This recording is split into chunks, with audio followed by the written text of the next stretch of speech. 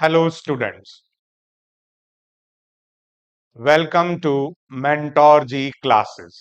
Mentor ji classes में आपका स्वागत है। मैं वीजे विकास जैन आपके लिए फिर लेकर आया हूं। नए लेक्चर की शुरुआत करते हैं वीजे के साथ और बायोलॉजी का डीजे फिर बजाते हैं, फिर बायोलॉजी को आसान बनाते हैं। पिछली वीडियो में हमने चैप्टर 6 की शुरुआत की थी, कोऑर्डिनेशन एंड कंट्रोल, और उसमें हमने न्यूरॉन, रिसेप्टर्स, साइनेप्स और उन सभी की स्ट्रक्चर और फंक्शंस के बारे में डिस्कस किया था। इसी को आगे बढ़ाते हुए चलते हैं, फिर से चैप्टर 6 में आगे बढ़ते हैं और एक बड़े कॉमन फीचर को डिस्कस करते हैं जो हमारे साथ बहुत हद तक जुड़ा हुआ है। बहुत बार आपने देखा होगा जब हमें जुकाम हो जाता है, जिसे हम कोल्ड कहते हैं, तो जुकाम दो तरीके का होता है। एक जिसमें हमारा नेजल डिस्चार्ज होता रहता है, यानी कि नाक बहती रहती है, और एक जिसमें नाक ब्लॉक हो जाती है, नेजल कंजेशन बोलते हैं उसे। तो one is nasal discharge and one is nasal congestion. So in nasal congestion जब भी होता है तो हमें स्वाद चला जाता है, यानी कि हमें कुछ भी खाया पिया अच्छा नहीं लगता। अब इसी के ऊपर बेस्ड है आपकी 6.1 activity. That's a very important one. Put some sugar in your mouth and how does it taste. भाई सीधी सी बात है, that taste sweet. Block your nose by pressing it between your thumb and index finger. ये कह रहे हैं इस तरीके से आप बंद कर लीजिए नोज को। Now eat sugar again. Is there any difference in its taste? Yes, definitely difference will be there. अब देखिए यहां पर बड़ा इंपॉर्टेंट डिफरेंस क्या आएगा। लेट्स फोकस ऑन दैट कि if we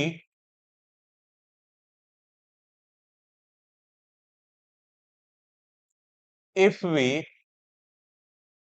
block our nose or nose get blocked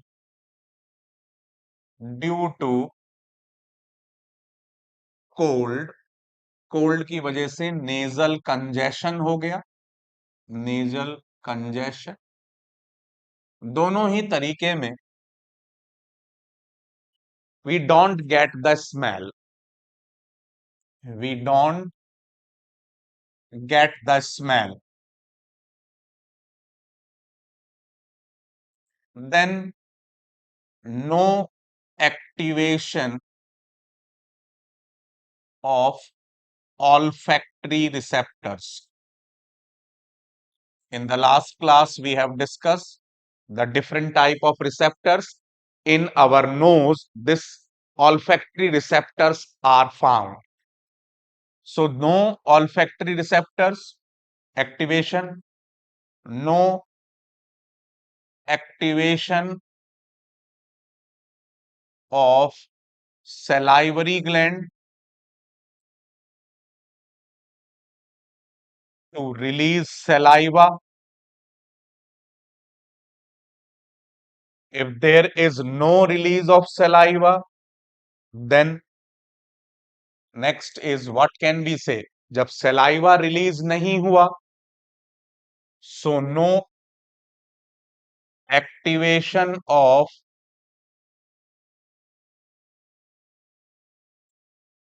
taste bud and no sense of taste. इसलिए हमारा कुछ भी खाने का मन नहीं करता, क्योंकि उस मन को बनाने के लिए हमारे ये दो रिसेप्टर्स एक्टिवेट ही नहीं हुए। क्योंकि टेस्ट बड को एक्टिवेट करते हैं, इनके अंदर होते हैं गस्टेटरी रिसेप्टर्स। तो ना तो गस्टेटरी रिसेप्टर्स पहले तो ना ये ऑल्फैक्टरी रिसेप्टर्स एक्टिवेट हुए और ना ही गस्टेटरी रिसेप्टर्स एक्टिवेट हुए। So how can we get the sense of taste? जब स्मेल ही नहीं है तो इस वजह से हमें उस वक्त खाना पीना अच्छा नहीं लगता, हमारा मुंह का स्वाद खराब हो जाता है। तो यही चीज आपसे यहाँ पर पूछी है, while eating lunch block your nose in the same way and notice if you can fully appreciate the taste of the food you are eating. Then is there a difference in how sugar and food taste if your nose is blocked? So why might this be happening? Read and talk about possible explanation for these kinds of differences. Do you come across a similar situation when you have a cold? So same cheese we have, same situation we have discussed. So that is very, very important. So you must have this the QR code for that.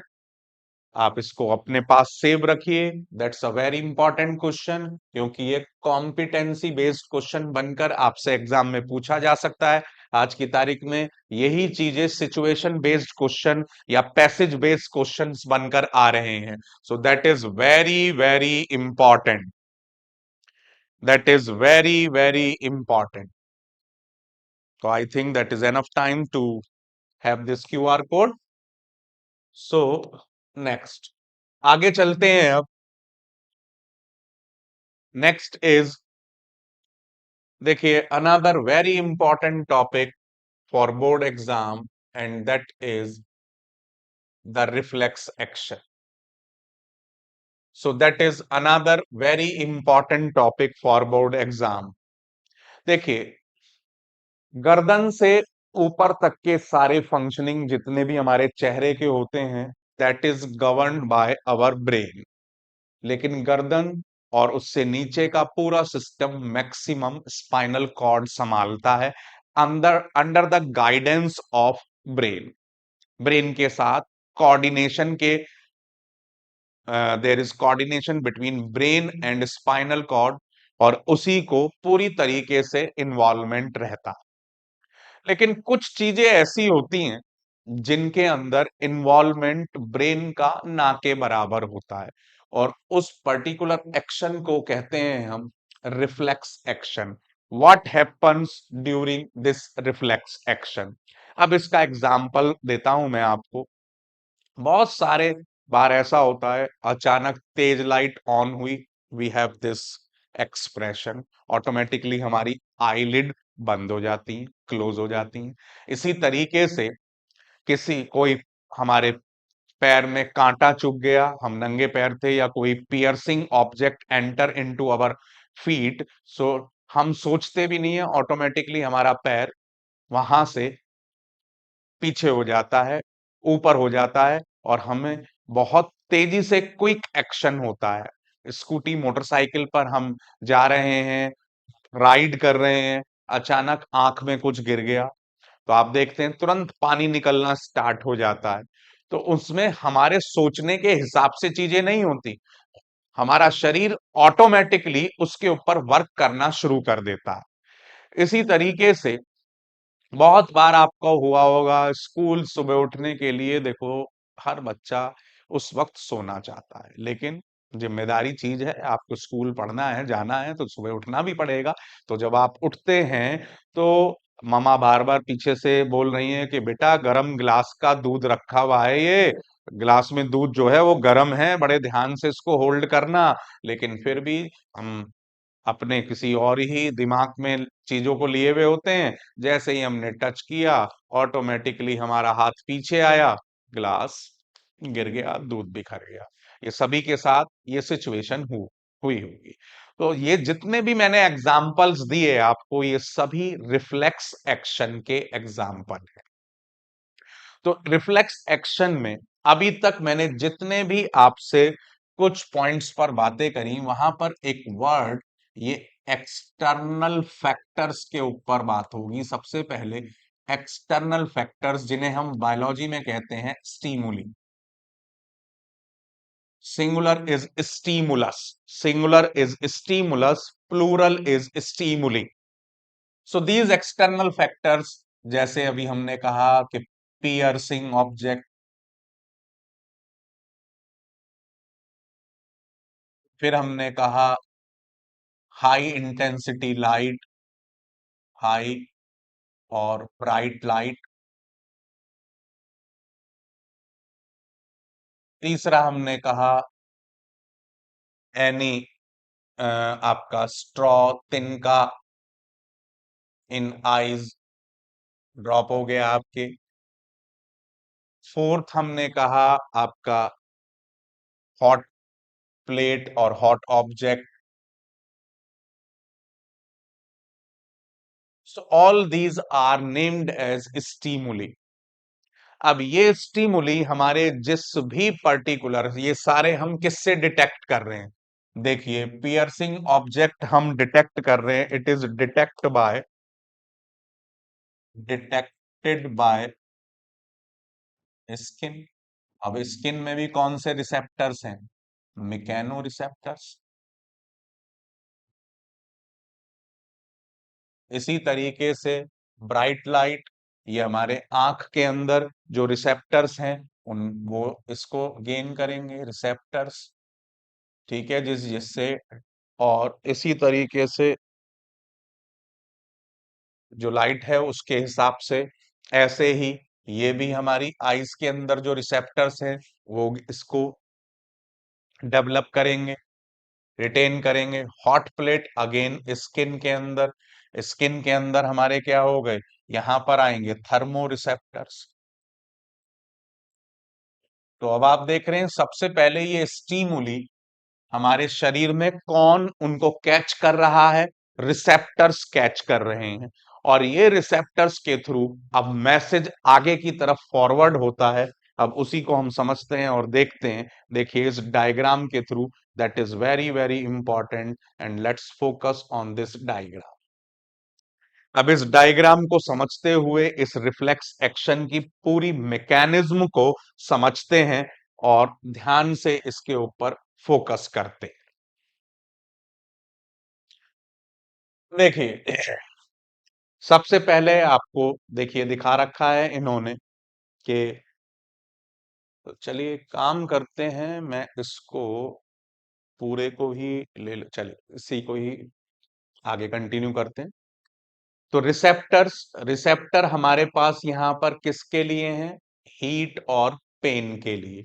भैया आप जानते ही हैं, pen के लिए mechano receptors होंगे और heat के लिए थर्मो रिसेप्टर्स होंगे। तो थर्मो रिसेप्टर्स और mechano receptors those are present in skin. ये यहां से इसको रिसीव किया और उस मैसेज को फिर सेंसरी न्यूरॉन्स के थ्रू फॉरवर्ड किया गया। तो अब यहां पर आपको ध्यान पर रखना है कि सेंसरी न्यूरॉन क्या होते हैं ये? These carry message, carry message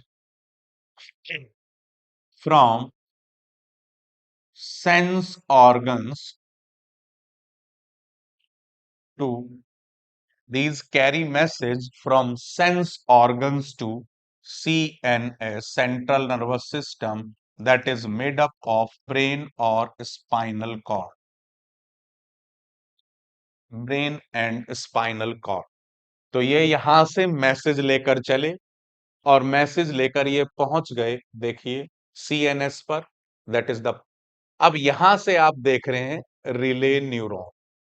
relay neuron ये बेसिकली इस तरीके से आप समझिए, यहां पर ये 3 जंक्शन होते हैं इस तरीके से। ये यहां से सेंसरी न्यूरॉन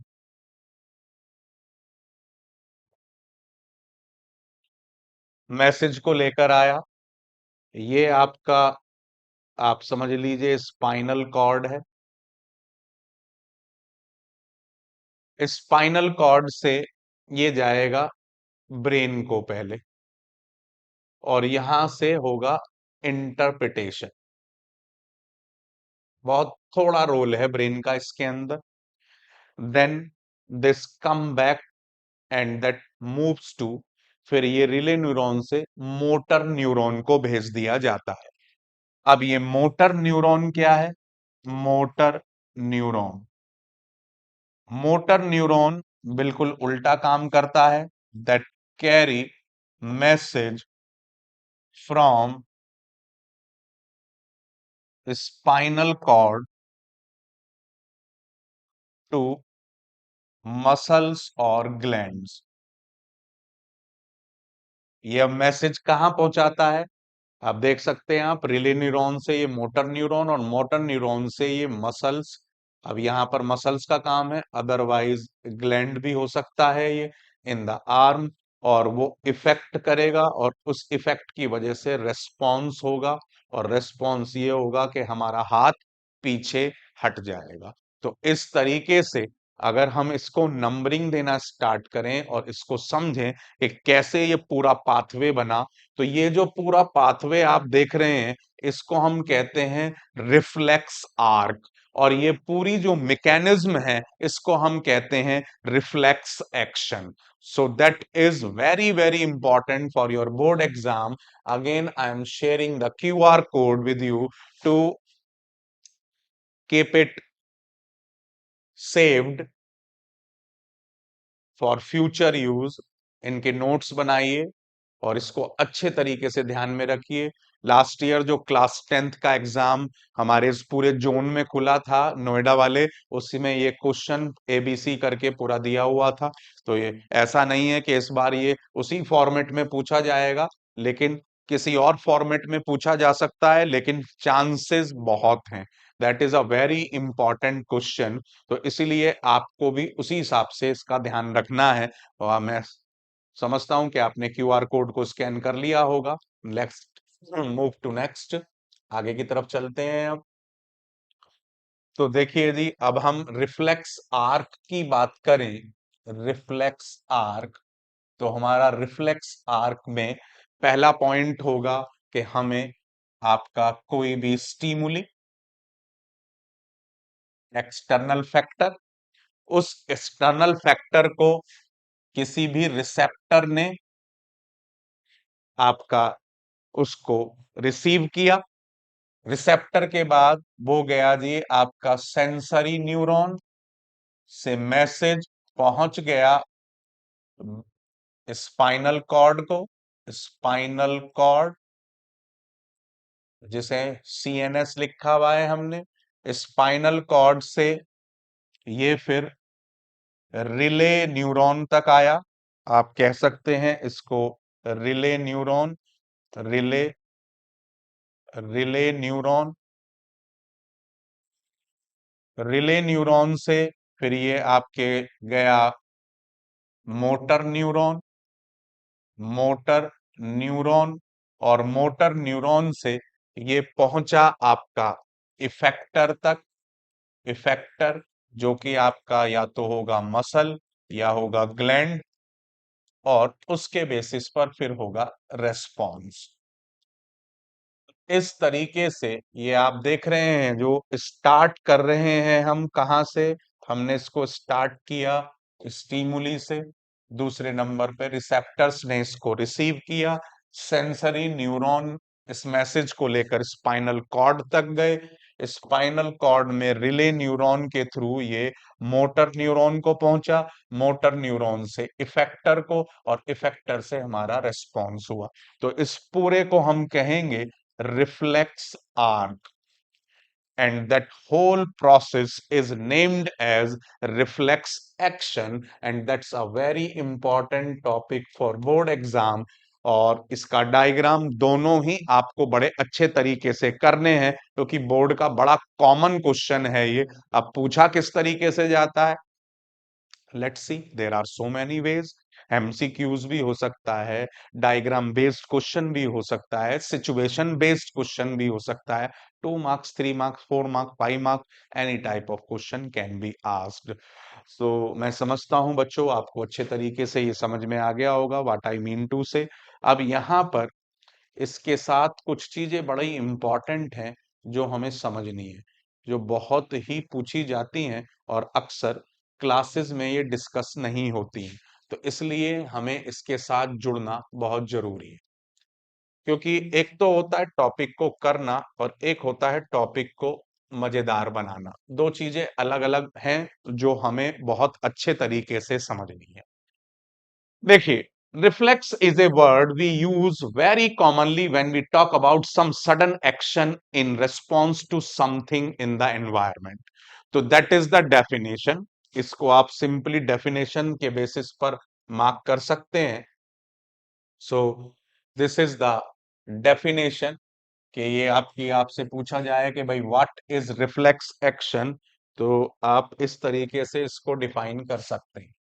तो दिस इज द डेफिनेशन कि reflex is a word use very commonly when we talk about the sudden action in response to environment, और उसमें there is only the role of CNS. हम सोच नहीं रहे हैं, ये हमारी सोच के हिसाब से नहीं हो रहा है, that is not under our will, it is not under our will.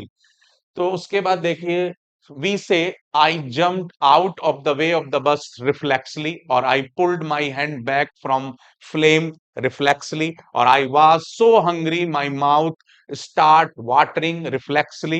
What exactly do you mean? A common idea in all such examples is that we do something without thinking about it. तो ये बड़ा important है कि इसमें हम सोच नहीं रहे हैं, हमारा ब्रेन, हमारी सोच काम नहीं कर रही। अब सोच काम नहीं कर रही तो इसका मतलब ब्रेन का बहुत कम इन्वॉल्वमेंट है। Without feeling in the control of our reactions, yet these are situation where we are responding with some action to changes in our environment, and how is the control and coordination achieved in such situation। तो ये question आपको एक situation देके ये पूछा जा सकता है। So that can be a competency based question. Next देखिए आगे क्या कह रहे हैं ये कह रहे हैं अब आगे के, let us consider this further, take one of the example, touching a flame is an urgent and dangerous situation for us, for in fact for any animal, किसी के लिए भी हो सकता है। How do we respond to this? अब यहां पर देखिए फिर इसका आंसर ये बड़े अच्छे तरीके से आप तक ला रहे हैं कि one seemingly simple way is to think consciously about the pain and the possibility of get burnt and therefore move your hand। लेकिन अब जब इतना सोचेंगे हम तो इतनी देर में तो नुकसान हो ही जाएगा। अब जब नुकसान ही हो जाएगा तो फिर उस सोचने का फायदा क्या? इसीलिए ब्रेन का इन्वॉल्वमेंट इसमें कम हुआ है, क्योंकि ये अगर सोचने में ही टाइम निकल गया तो इतना समय में वो शरीर का हिस्सा हमारा नुकसान में आ जाएगा, that get hurted. So that's why this is the important one जो अब ये कहना चाह रहे हैं। देखिए बड़े ध्यान से, an important question then is, how long will it take us to think all this? So the answer depends on how we think, कि कैसे हम सोचते हैं। So if nerve impulse are sent around the way we have talked about earlier, then thinking is also likely to involve the creation of such impulses, and thinking is a complex activity, so it bound to involve complicated interaction of many nerve impulses और neurons, and it will take time, और जब ये time लगेगा तो इतनी देर में तो हम जल जाएंगे, या हम उस पर्टिकुलर एक्ट से हर्ट हो जाएंगे। तो इसलिए जरूरी ये, जब हम शुरुआत में प्रिमिटिव थे तो जरूरी नहीं है सभी एनिमल्स के पास ये स्पेशल फंक्शनिंग थी। ये स्पेशल फंक्शनिंग, ये रिफ्लेक्स एक्शन की खासियत, ये काबिलियत, ये एक्सपर्टीज हमने इवॉल्व होकर प्राप्त की है। हम धीरे धीरे पहले अपने एक्सपीरियंस से सीखते हैं, ऐसे ही एनिमल्स ने ये अपने एक्सपीरियंस से सीखा। तो यही चीज ये यहां पर कह रहे हैं, that is very very important कि if this is the case, it is no surprise that thinking tissue in our body consist of dense network of intricately arranged neurons. It sits in the forward end of the skull and receives signals from all over the body, which thinks about therefore responding to them। अब इसीलिए इन सब चीजों में it take a lot of time, बहुत समय लगेगा।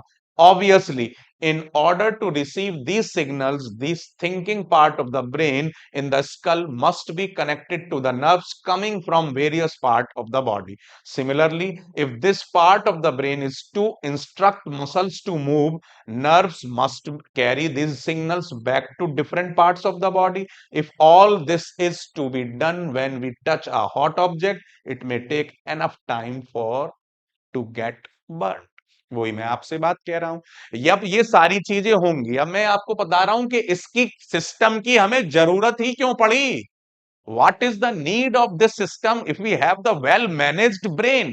इतना बढ़िया ब्रेन हमारे पास, most intelligent creatures we are on this earth, even though we have a situation in which there is no involvement of brain. So why this situation be happen? क्यों हो रही है ये सिचुएशन? तो उसका जवाब आपके पास है।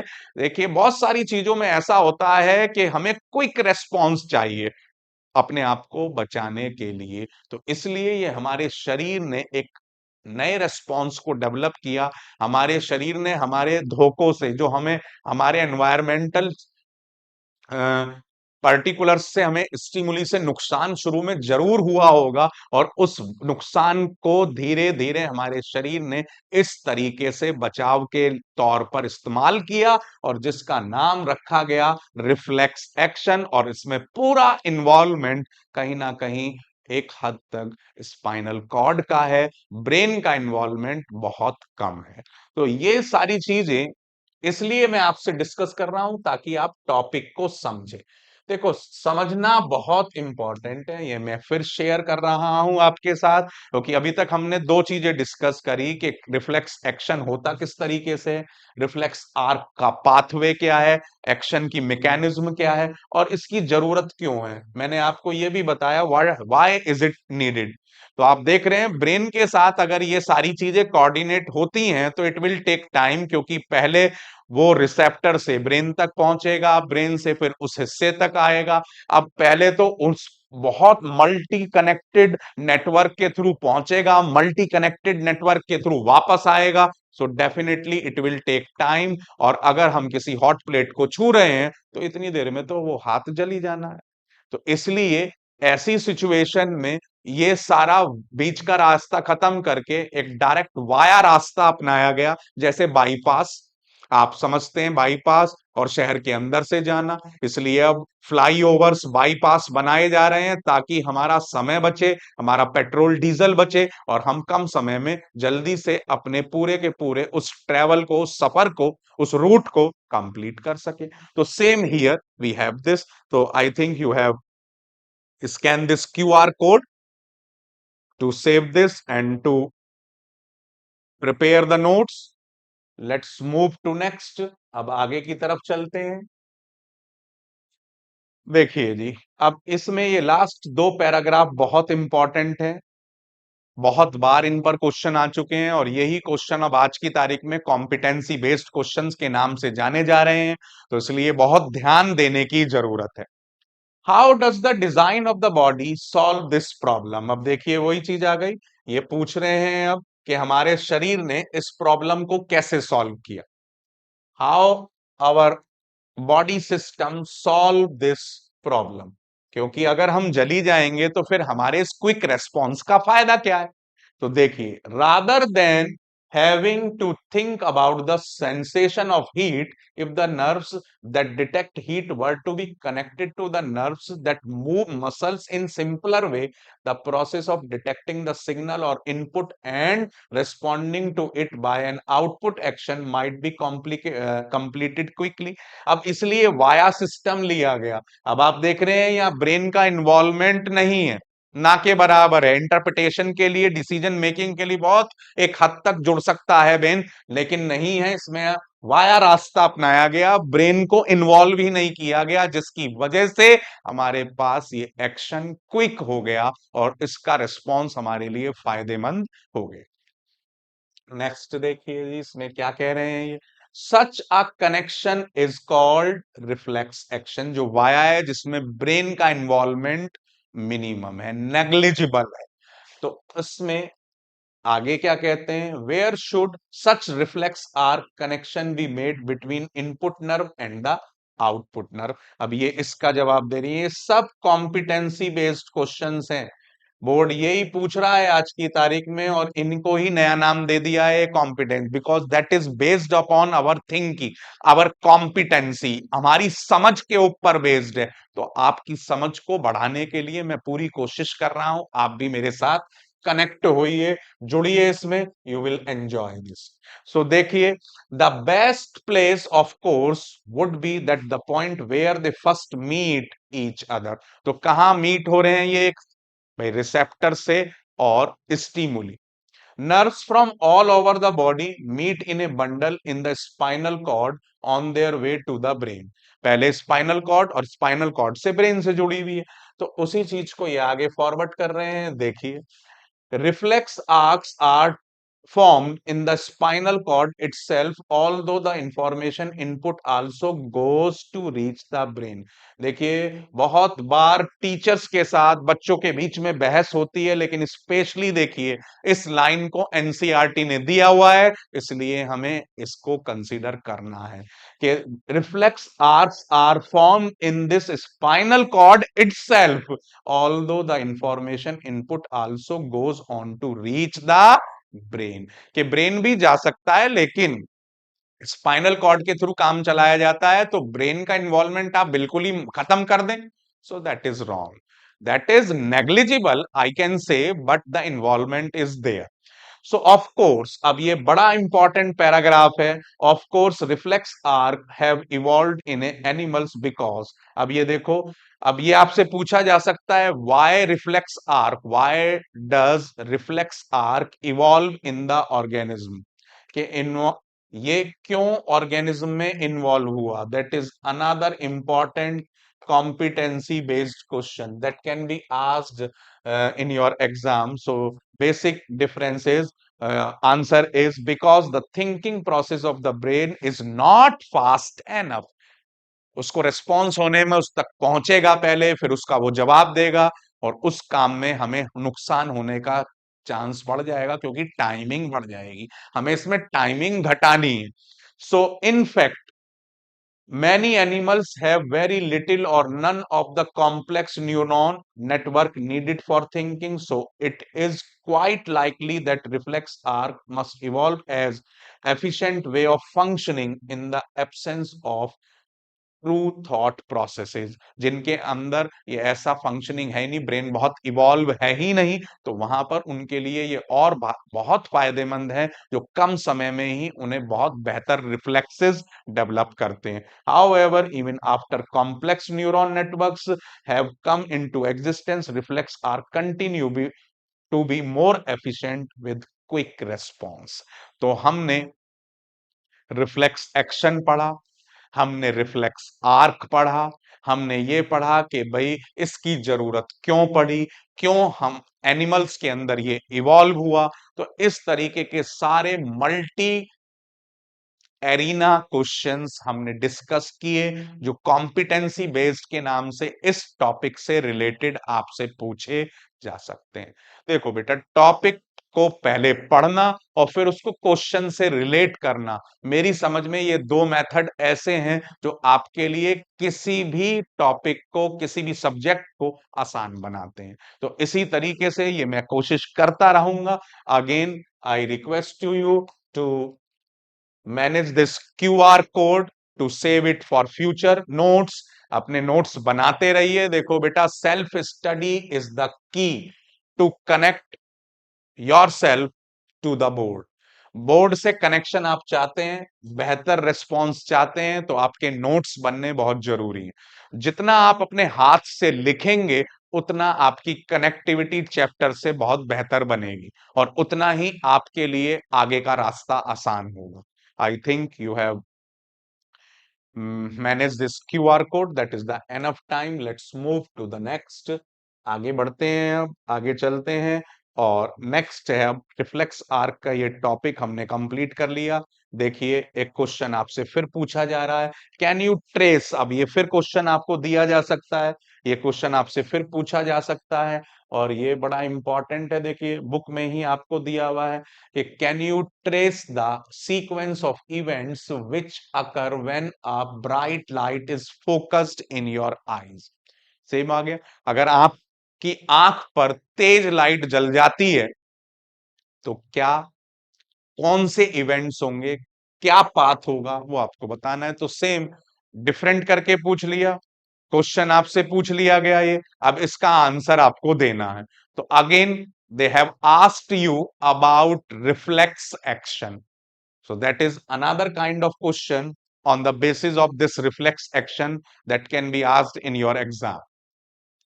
नेक्स्ट टॉपिक है बच्चों human brain, another very important topic जिसको बोर्ड से आप बड़े अच्छे तरीके से रिलेट कर सकते हैं, क्योंकि अभी मैंने आपको बताया देखो पूरा कंट्रोलिंग सेंटर हमारे शरीर का तो ब्रेन ही है। ब्रेन के अंडर में ही स्पाइनल कॉर्ड भी वर्क करते हैं, लेकिन कुछ चीजें ऐसी भी हैं जैसे अभी हमने पढ़ा स्पाइनल कॉर्ड, उसमें ब्रेन का इन्वॉल्वमेंट ना के बराबर है। ब्रेन को उस पाथवे को हमने वाया कर दिया ताकि हम क्विक रेस्पॉन्स डेवलप कर सकें और उन स्कैरिंग सिचुएशंस में, उन स्पेशल सिचुएशंस में शरीर में मिनिमम नुकसान हो ही ना, इसलिए उस वाया रास्ते को बनाया गया, उस बाईपास को बनाया गया जिसमें ब्रेन का इन्वॉल्वमेंट नहीं।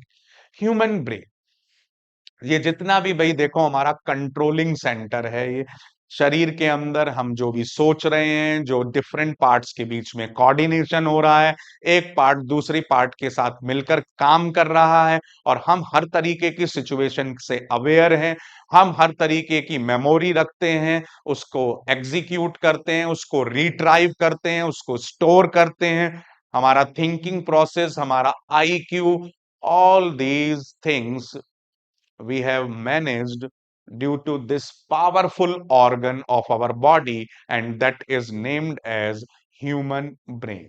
अब ब्रेन को जनरली हम तीन पार्ट में डिवाइड कर सकते हैं। Human brain can be divided into three parts. These three parts are forebrain,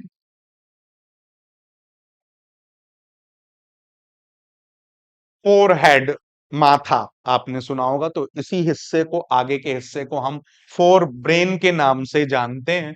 then we have the midbrain, बीच का हिस्सा जो होता है इसको हम मिड ब्रेन के नाम से जानते हैं, that is the middle portion.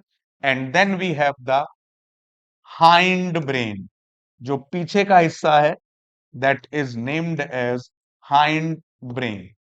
So these are the three parts of the brain in which we can divide the brain. Then we have also the sub parts of these parts, जैसे fore brain के तीन part आपके syllabus में हैं जो आप पढ़ेंगे।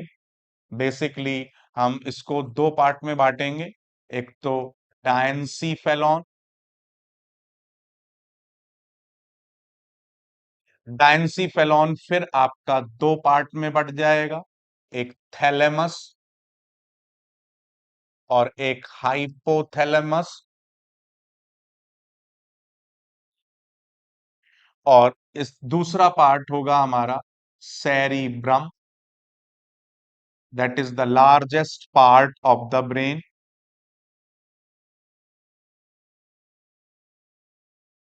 This is the largest part of the brain. Fore brain की बात करें या होल ब्रेन की बात करें, ये सभी में ही लार्जेस्ट पार्ट है।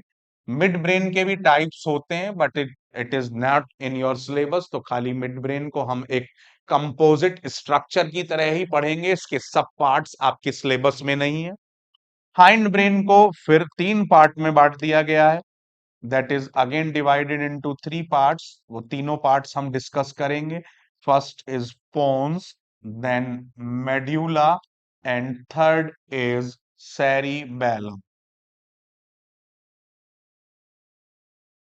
So this is the flow chart of brain parts and subparts. So we have discussed the parts and sub parts of brain. ये ह्यूमन ब्रेन के हमने पार्ट्स और सब पार्ट्स को टैकल किया। अब हम बात करते हैं नेक्स्ट की। Let's move to next. अब ब्रेन को, ह्यूमन ब्रेन इज, इसकी प्रोटेक्शन क्या है? Is located in brain box, और जिसे हम कहते हैं क्रेनियम।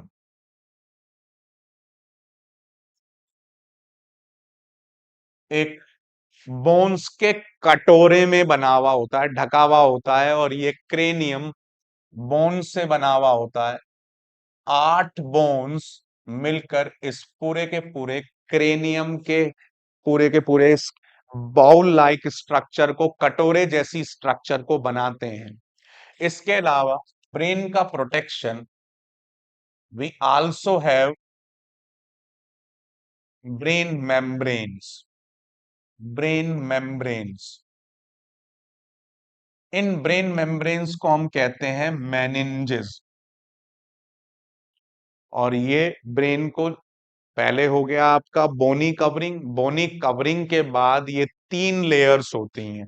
दीज आर 3 लेयर्स जो ब्रेन को चारों तरफ से ढकती हैं। पहले ऊपर कवरिंग हो गई बोन्स की, उसके अंदर ये आपकी मेम्ब्रेन्स की कवरिंग हो गई, और इस तरीके से हमारा ब्रेन का ये प्रोटेक्टिव सिस्टम होता है, सपोर्ट सिस्टम होता है। तो अब इससे आगे चलते हैं। अभी मैंने आपको बताया कि ब्रेन के पार्ट्स और सब पार्ट्स क्या होते हैं। फिर मैंने आपको बताया कि ब्रेन की प्रोटेक्शन किस तरीके से होती है।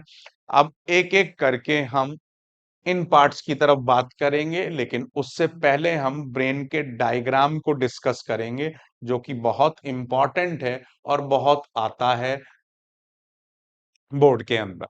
तो ये that's a very important diagram for board. बहुत ही इंपॉर्टेंट डायग्राम है बोर्ड के लिए। तो इसको हम डिस्कस करते हैं, फिर इनके सारे पार्ट्स को और उनकी स्ट्रक्चर, लोकेशन और फंक्शन को ऑब्जर्व करेंगे।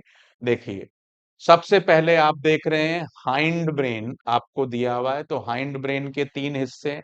ये आप देख रहे हैं, पूरा हिस्सा पोन्स कहलाता है। उसके नीचे वाला हिस्सा ये मेड्यूला कहलाता है, और ये मेड्यूला ही आगे स्पाइनल कॉर्ड से कंटिन्यू होता है। तो ये आप ये जो गर्दन का हिस्सा देख रहे हैं, तो ये गर्दन का जो जॉइंट है, ये यहीं पर, यहाँ पर ब्रेन का हिस्सा, ये आपका मेड्यूला है, और ये मेड्यूला यहीं से, इधर की साइड से ही आगे चलकर स्पाइनल कॉर्ड से जुड़ जाता है। और इस तरीके से ये मेड्यूला एक तरीके से कनेक्शन है between brain and spinal cord. उसके बाद ये पान के पत्ते जैसा आप स्ट्रक्चर देख रहे हैं, दैट इज सेरिबेलम। तो ये पूरा हिस्सा, ये आप सेरिबेलम देखेंगे तो यहां की तरफ होगा ये सेरिबेलम, पीछे की तरफ। तो इस तरीके से ये तीनों मिलाकर पीछे का हिस्सा बनाते हैं हमारा हाइंड ब्रेन, जिसको हम कहते हैं। हाइंड ब्रेन के बाद आप देख रहे हैं जस्ट ऊपर की तरफ पिट्यूटरी ग्लैंड है, that is the master gland of our body. उसके ऊपर आप देख रहे हैं there is hypothalamus, and this is mid brain. तो हाइपोथैलेमस और मिड ब्रेन के बीच में जो हिस्सा देख रहे हैं, दैट इज थैलेमस। ये मार्क कर लीजिएगा बच्चों, दैट इज थैलेमस। तो थैलेमस के जस्ट नीचे होता है हाइपोथैलेमस। हाइपो का मतलब ही होता है बिलो, हाइपोथैलेमस। तो हाइपो का मतलब ही होता है below, below thalamus is the hypothalamus. तो अब आप समझ गए होंगे, एक नई लेबलिंग आपको दिमाग में रखनी है, दैट इज वेरी इंपॉर्टेंट। उससे ऊपर आप देख रहे हैं ये हिस्सा, ये एक वो हिस्सा है जो ब्रेन के सेरिब्रम को 2 हिस्सों में बांट रहा है और इन 2 हिस्सों को कनेक्ट करता है, और जिसको हम कहते हैं corpus callosum. That is corpus callosum. ये जस्ट मिड ब्रेन के ऊपर जो आप देख रहे हैं, that is corpus callosum, and that is the connection between, this is connection between left and right cerebral parts. Cerebrum के जो दो पार्ट्स होते हैं, राइट पार्ट और लेफ्ट पार्ट, उन दोनों को बीच से जोड़ता है, ये कनेक्शन है उनके बीच में। उसके बाद आप ये देख रहे हैं प्रोमिनेंट फोल्डिंग्स हैं, ये प्रोमिनेंट फोल्डिंग्स, ये आप देख रहे हैं zigzag lines, these are the prominent foldings. और ये प्रोमिनेंट फोल्डिंग्स हमारे लिए बहुत जरूरी हैं। जितना हम किसी भी चीज के लिए प्रयास करते हैं, सोचते हैं, वर्कआउट करते हैं, उतना ही ये प्रोमिनेंट फोल्डिंग्स हमारी सेरिब्रम की सरफेस पर डेवलप होती हैं, और उतना ही ये हमारे आईक्यू को बढ़ाती हैं, क्योंकि जितना ज्यादा ये प्रोमिनेंट फोल्डिंग्स बढ़ेंगी, उतना ही सरफेस एरिया बढ़ेगा ब्रेन का, उतनी ही ज्यादा न्यूरॉन्स एकोमोडेट होंगी, और उतना ही हमारा आईक्यू ज्यादा होगा। तो ये प्रोमिनेंट फोल्डिंग्स हमारे लिए बहुत इंपॉर्टेंट है। उसके बाद आप देख रहे हैं इसके चारों तरफ क्रेनियम हो गया, और ये ब्रेन का पार्ट, बड़ा सबसे बड़ा पार्ट आप देख रहे हैं क्या हो गया, सेरिब्रम हो गया। और क्रेनियम से नीचे आप ये देख रहे हैं, दीज आर मेनिंजेस, मेनिंजेस। ठीक है, तो ये ह्यूमन ब्रेन के डायग्राम को हमने बच्चों डिस्कस किया। फिर मैं इसका क्यूआर कोड शेयर कर रहा हूं, आप इसको अपने पास प्रिजर्व रखें, और हाँ, आगे नोट्स बनाते रहें, क्योंकि ये छोटी छोटी चीजें जो थोड़े से एक्स्ट्रा पॉइंट आजकल बोर्ड पूछ रहा है, वो आपको कनेक्ट करने पड़ेंगे, और ये किसी बुक में नहीं मिलेंगे। ये आपके साथ शेयर कर रहा हूं मैं, इनको बहुत अच्छे तरीके से ध्यान में रखिए, ताकि ये आपके फ्यूचर यूज के लिए हमेशा आपके पास रहे। I think this is enough time to have the QR code. Let's move to next. अब अगली क्लास में हम डिस्कस करेंगे बाकी इन सब हिस्सों के बारे में। अब मैं आपके साथ फिर ये फाइनल क्यूआर कोड शेयर कर रहा हूं, इसके साथ आपके पास पूरे नोट्स शेयर हो जाएंगे इस पूरी वीडियो के, जिससे आप अपने फ्यूचर यूज के लिए इसको रख सकते हैं। मैं समझता हूं बच्चों आपको क्लास बढ़िया तरीके से समझ में आ रही है मेंटोर जी पर। आप सभी लेक्चर्स को एंजॉय कर रहे हैं, इसी तरीके से कनेक्टेड रहिए, पढ़ते रहिए, एंजॉय करते रहिए, और सब्जेक्ट को आसान बनाते रहिए। मैं समझता हूं ये इनफ टाइम है इसको शेयर करने का। Okay, so that's all in this class. अब अगली क्लास में हम ब्रेन के पार्ट्स और सब पार्ट्स के लोकेशन, स्ट्रक्चर और फंक्शंस को डिस्कस करेंगे। बने रहिए इसी तरीके से मेंटोर जी के साथ, और वीजे के साथ बायोलॉजी का डीजे बजाते रहिए, और बायोलॉजी को आसान बनाते रहिए।